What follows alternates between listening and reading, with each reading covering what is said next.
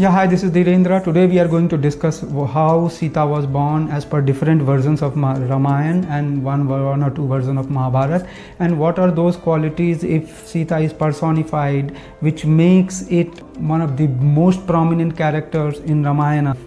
Now Sita is known by different names, be it Vaidehi, Maithili, be it Janaki as she was the daughter of Janaka, or be it Bhumija as she was found out from the land. Now the most popular story of her birth is about Janak king plowing his field and she was found in the furrow. King Janaka and Sunaina adopted her as their child and treated and made her the princess of their kingdom. If you try to understand this version of the story, what is the philosophical meaning of it?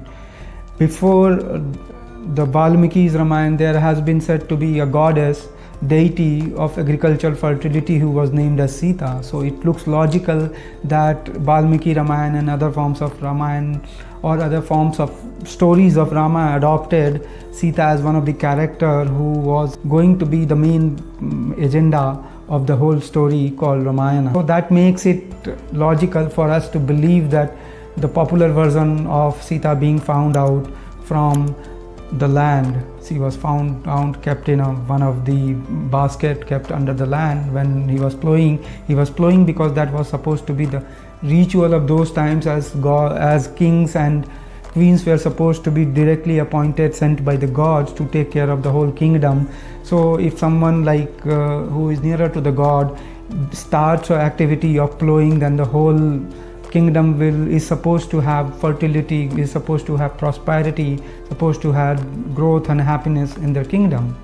So that led king to plow their land. Philosophically, if you see, it is a combination, it is an interaction of the king and the land which makes Sita, which brings Sita into the concept, into the ideation of human beings.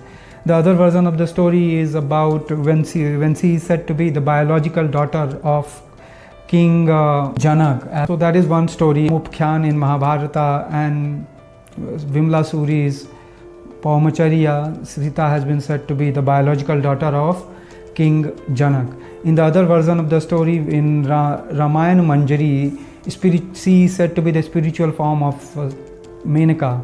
Now the narration goes, the legend goes that Janak was walking on the field. Suddenly he heard the crying of a child from the sky, and then he saw Menaka. So he wanted a girl like Menaka or a female like Menaka.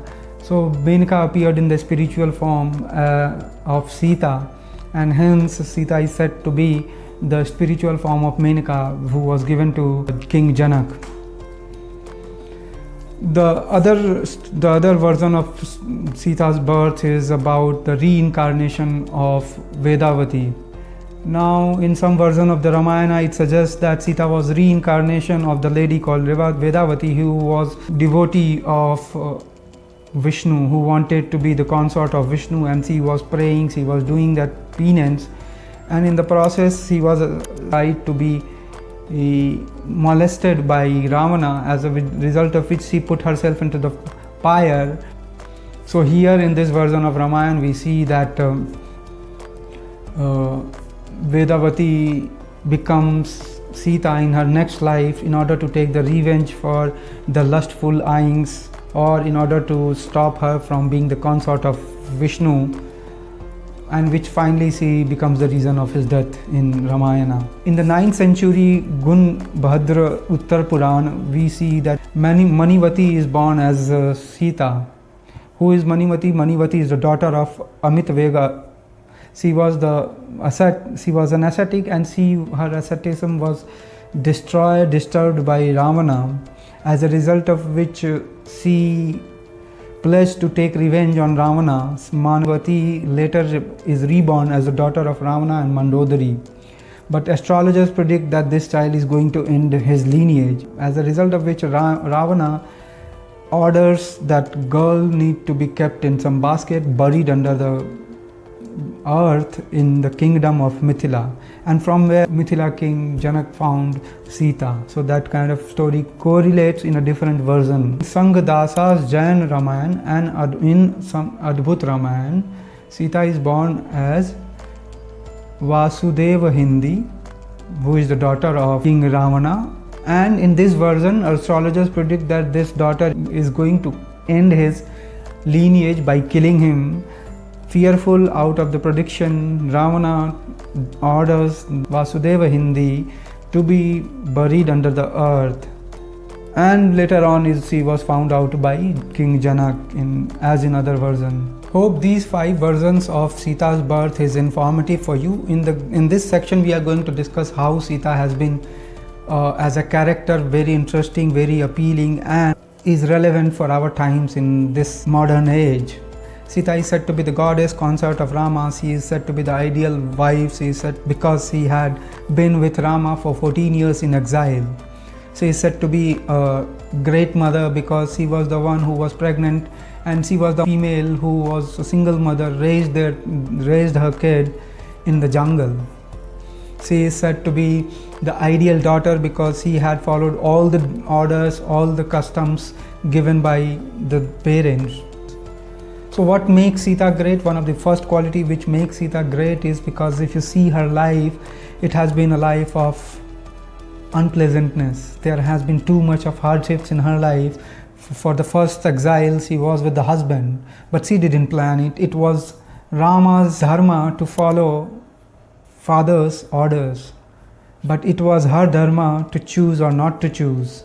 But she was an ideal wife. Hence she went ahead with Lord Rama. So that was the first exile which she hadn't planned. And that exile was 14 years. I mean, she was abducted. She didn't have this plan when she was married. But as you say, life is all about ups and downs. So she had ups when she was married. But her downtime also started when she was in exile and abducted by someone like Ravana. Later on, after the win over Ravana, they both returned back, but she had to give that test of purity. She had to go through that Agni Pariksha. Was it justified? If you look it in the current context, and if you look Sita as a person and Rama as a person, it seems that there was a problem in the society. Because a king processes information from what he receives from the kingdom and accordingly acts so as to manage the whole kingdom. So if the people of the society were questioning Sita's purity, he got that information from the society and he wanted to lead from the front. So he asked Sita, and as a wife she followed it, she did it what was asked for her. Although she knew she was pure, but because she had to go through that process of self-humiliation in order to be an ideal wife. So things were okay till now, but what happened next? Again, the people opinion, public ideation of her purity, public ideation of her chastity was still questioned on. Now this led again Rama to be affected by the opinion and finally asks Lakshmana to drop Sita in the forest. Now this was her second exile, and this was further more distressing because she was already pregnant at that time. So if you analyze the whole character in person, then you will see that she was the lady who was going through tremendous pressures of the society, tremendous kind of unfairness, injustice to her whole life. But because she was the one who was an ideal wife, she did all what was expected of her. She goes into the jungle, she resides and takes support of Valmiki. She has 2 sons, Lava and Kusha. These kids are brought up, trained, and all of it was done when she was single lady. She was managing whole thing as a single mother. Finally it happens so that she comes back to the kingdom of Rama. There again she was asked to be giving the proof of the purity, chastity and so on. She was finally so devastated by the worldly injustice, by the expectations of the world, that she had, out of desperation, wanted to go back to her Mother Earth. So Mother Earth takes her into her own self, and then both are back onto the land, back onto the earth. So she was born out of the earth, she goes back into the earth, only to highlight the story of females during those times, or it perhaps reflect the sentiment of the society, the situation of the females during those times, or when these stories or then these myths were created. It shows the life of a woman who has to always be accountable to the husband, who has to be following the orders of the husband, who has to live by the expectations of the society without it being justful, questioning every now and then about her chastity, purity, intentions. She was the single mother who was raising 2 kids without much resources, but she did it. And finally she ended her life, or she was not too happy with what was running around in the society. She felt it far more easier to be accepted back to the earth. She might have had the option of continuing the life with King Rama, Lord Rama, their 2 sons, and her.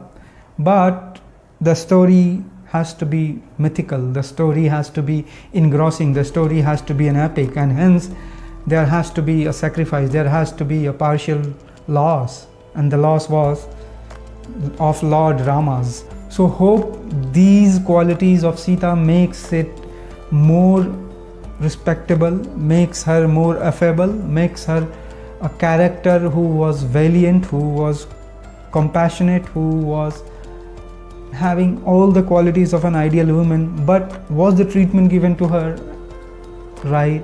That's one question which we need to ponder every time we think of women, not only of current times but also say 3000 years back, perhaps when this story was written, or assuming that some believers believe that it happened, so assuming that this whole story happened. Thank you for your time and attention. Hope it has been useful.